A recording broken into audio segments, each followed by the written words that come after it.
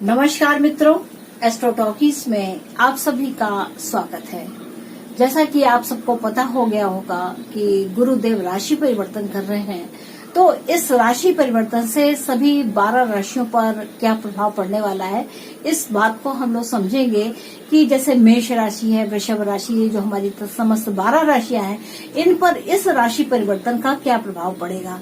पिछला जो मेरा एपिसोड था वो एक इंट्रोडक्शन का एपिसोड था, जिसमें आपने जाना था कि जो गुरु है वह क्या होते हैं।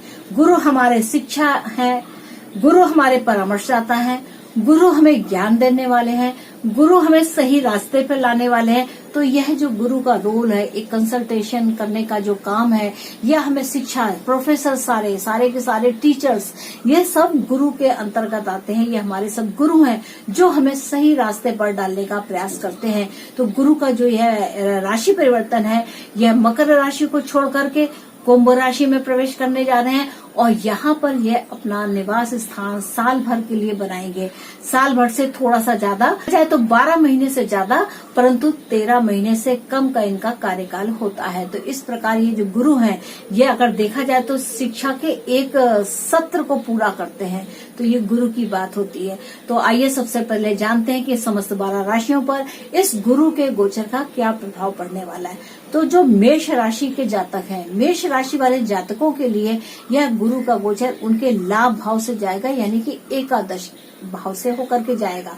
तो यहाँ क्या है कि यह आपके नवम भाव के स्वामी है, यानी कि भाग्य भाव के स्वामी हैं, और यह अपने स्थान से तीसरे भाव में बैठे हुए हैं।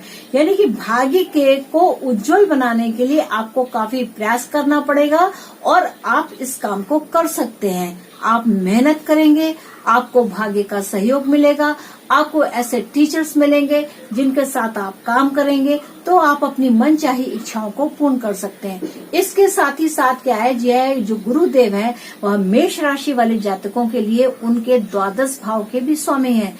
यानी कि जो उनका द्वादश भाव के स्वामी यानी कि गुरुदेव हैं, वह अपने से द्वादश होकर के भी बैठे हुए हैं। तो यह स्थिति यह बतलाती है कि आप अगर अपने भाग्य के वर्धन को विदेशों में देखते हैं, आपको ऐसा लगता है कि आपका भाग्य विदेशों में जाकर के उज्जवल हो सकता है, तो यह समय आपके लिए बिल्कुल उचित है। आपको अपने दोस्तों के से भी काफी इस विषय में एक हेल्प मिलेगी और आप इस काम को कर पाने में भी सक्षम होंगे।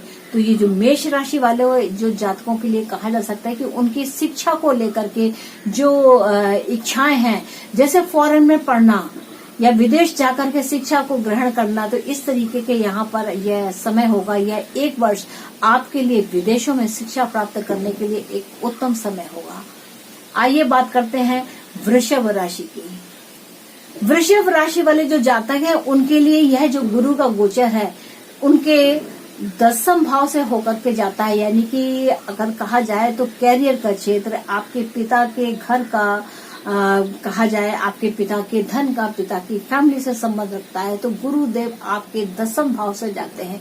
तो इस बीच में ऐसी संभावनाएं बन जाती हैं कि गुरुदेव की कृपा आपके कार्य क्षेत्र विस्तार को लेकर के होगी। आप वो काम कर पाने में सफल होंगे जिसे आप बहुत समय से करना चाहते थे, क्योंकि जो आपका जो गुरुदेव जो जहाँ के स्वामी है वह 8वें भाव के स्वामी है, साथ ही साथ यह लाभ के भी स्वामी है।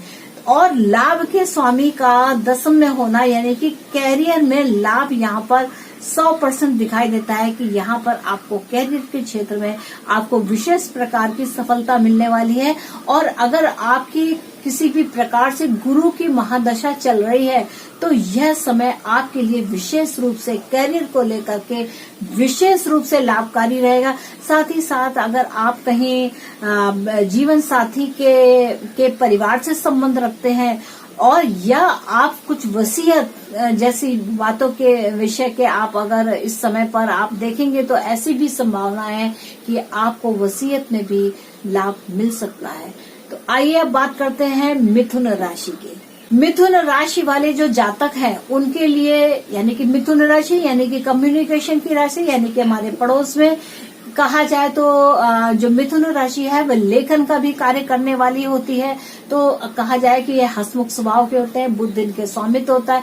तो get ready with the skills, यहाँ पर यह बात कही जाएगी क्योंकि गुरुदेव आपके नवम भाव से गोचर करेंगे और आपके भाग्य में वर्धन करने वाले हैं। गुरुदेव आपके भाग्य में अमृत के समान यहाँ पर आपको लाभ देने की स्थिति में है। आपके पिता का भी स्वास्थ्य इस समय बहुत ही उत्तम स्थिति में होगा। और कहा जाए तो ये आपके जीवन साथी के भाव, यानी कि इस समय अगर आप कुछ बिजनेस करना चाहते हैं या शादी वगैरह के बारे में या विवाह के बारे में भी सोच रहे हैं तो यह समय एकदम अनुकूल है। आपका भाग्य आपके साथ में है और ऐसी भी संभावना है कि इस समय पर अगर आप विवाह के लिए कुछ सोच रहे हैं तो यह आपके लिए बिल्कुल निश्चित तौर से बहुत ही सफलदायक समय होगा।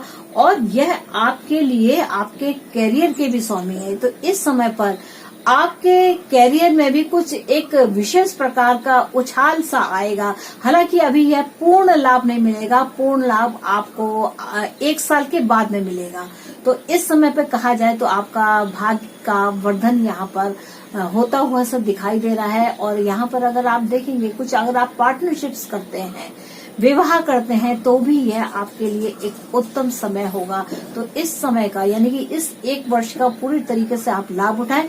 आप देखेंगे कि आपकी सफलता में आपको लाभ मिल रहा है। और अभी तो हम पूर्ण लाभ को नहीं कहेंगे, पर हाँ 1 साल के बाद आपको आपकी की गई मेहनत का पूर्ण लाभ मिलने वाला है। आइए बात करते हैं कर्क राशि की। कर्क राशि वाले जो जातक हैं उनके लिए यह जो गोचर है उनके अष्टम भाव से होकर के जाता है। अष्टम भाव यानी कि अगर कहा जाए तो रहस्य का भाव है। यहाँ पर आप बहुत सारे जो रहस्य हैं वह और गहराते हुए से दिख रहे हैं। हालांकि यह बाद में आपके लिए अमृत के समान फलदायी होंगे। थोड़ा सा समय लगेगा, आप बहुत सारी चीजों के बारे में सोचेंगे, विचार विमर्श करेंगे, उसमें रिसर्च करेंगे कि यहाँ पर क्या होना चाहिए। इस विषय को लेकर के आपके मन के अंदर काफी उद्विग्नता होगी, लेकिन सही सलाह, सही बात, सही कंसल्टेशन के द्वारा आप उस गहरे जो एक भाव है, रहस्य का जो भाव है, उससे निकल पाने में सक्षम होंगे। और अगर देखा जाए तो गुरुदेव आपके लिए आपके षष्ठ भाव के स्वामी, यानी कि एक त्रिक भाव का स्वामी दूसरे त्रिक भाव में बैठा हुआ है। तो यह एक प्रकार से विपरीत राजियों की स्थिति को उत्पन्न करता है, क्योंकि जब कोई निगेटिव भाव, यानी कि त्रिक भाव संघर्षों का भाव कहा जाए, जिसके बारे में आप जानते नहीं है, समझते नहीं है, जो कहा जाए समय का एक भोग है जिसका भोग करना ही पड़ता है।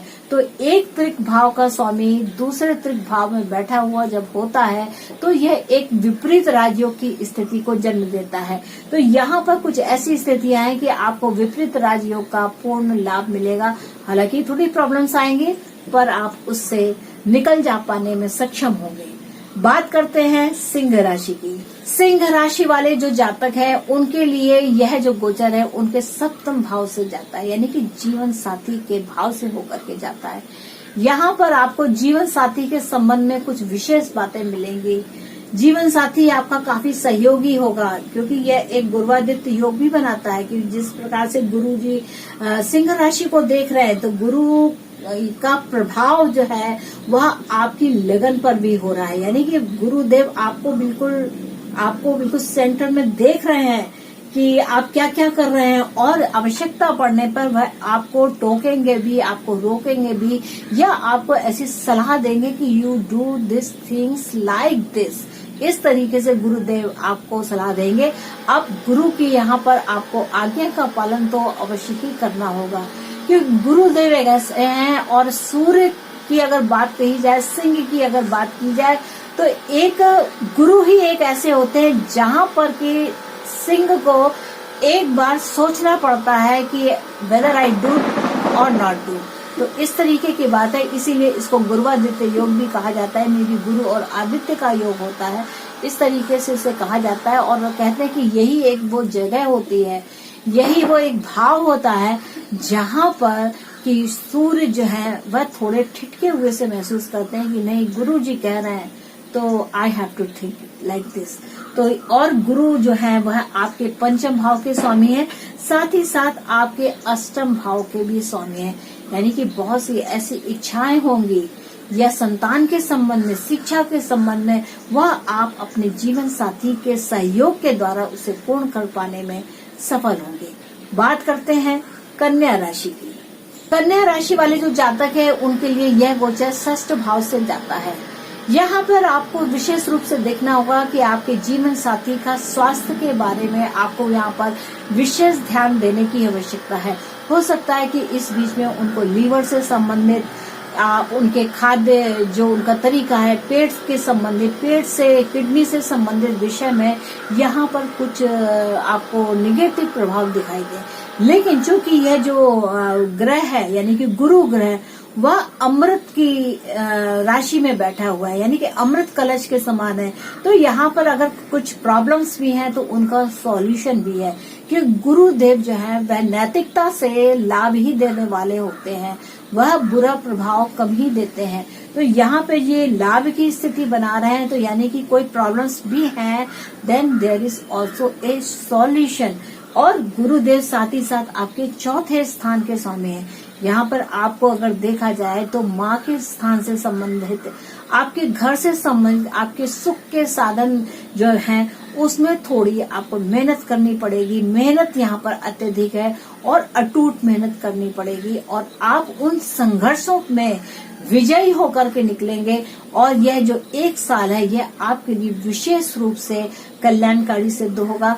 आपके साथ जो भी प्रॉब्लम्स आएंगी उनका सॉल्यूशन भी साथ में आएगा, तो उन प्रॉब्लम्स को आप सॉल्व कर पाने में सफल भी रहेंगे, क्योंकि गुरुदेव हैं वो नैतिकता के साथ चलने वाले होते हैं। और यहाँ पर वह आपके रोग, ऋण, शत्रुओं पर अपने गुरु तत्व, अपने अमृत तत्व का प्रभाव डालकर उन समस्याओं का समाधान निकालने में सफल होंगे। तो कहा जाए तो इस प्रकार ये जो गुरु की महिमा है, यह द्वादश पूरे ही 12 जो हमारी लग्नें हैं, 12 जो राशियां हैं, उनके ऊपर इसका पॉजिटिव प्रभाव पड़ने वाला है, कि गुरु स्वयं अमृत दायिनी कहा जाए तो राशि में है, जहाँ पे अमृत कलश लिए स्वयं गुरुदेव खड़े हुए हैं। तो ये एक बहुत अच्छा कल्याणकारी समय सिद्ध होगा। तो मित्रों, ये तो बात को लेकर के, और आशा है कि आपको मेरा ये एपिसोड अच्छा लगा होगा। और आपने अगर मेरे इस एपिसोड को पसंद किया है तो मेरे चैनल को सब्सक्राइब कीजिए, लाइक कीजिए और शेयर कीजिए।